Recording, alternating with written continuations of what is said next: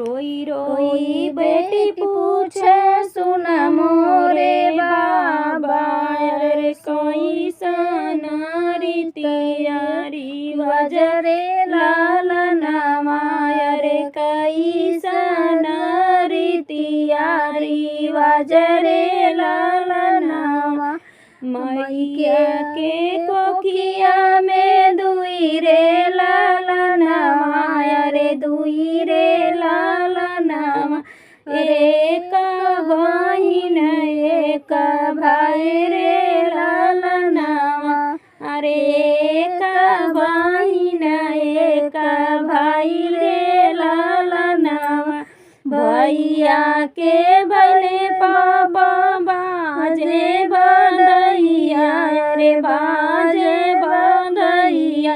अरे बेटी के भय मन उदास रे लालनवा, अरे बेटी के भले मन उदास रे लालनवा। बेटा के रख्या पाप अपन पिजरवा, अरे अपन पिजरवा। अरे बेटी के भेजा दूर देश रे लालनवा, अरे बेटी के भेजा दूर देश रे लालनवा।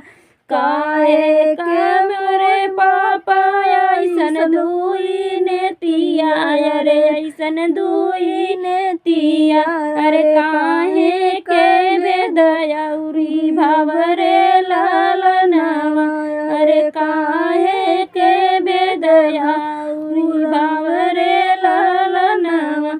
नाही बाटे बेटी कौनो दुई रे नेतिया, अरे दुई रे नेतिया। अरे नाही बाट बेदई भाव रे लालनवा, अरे नाही बाट बेदई भाव रे लालनवा।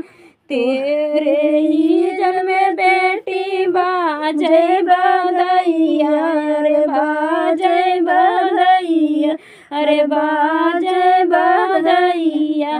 खुशी रह घर के लोग रे लालनवा, अरे खुशी रह घरवा के लोग रे लालनवा।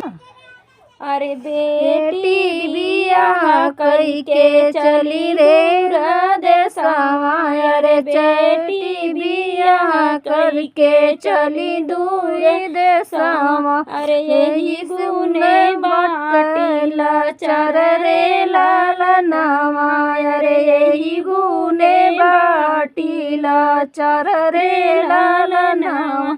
अरे हीरी बेटी रीत रिवाज रे लालनवा, अरे यही बेटी रीत रिवाज रे लालनवा। रोई रोई बेटी पूछे सुन मोरे पापा, अरे सुन मोरे पापा। अरे कैसन रीतिया रिवाज रे लालनवा, अरे कैसन रीतिया रिवाज रे लालनवा।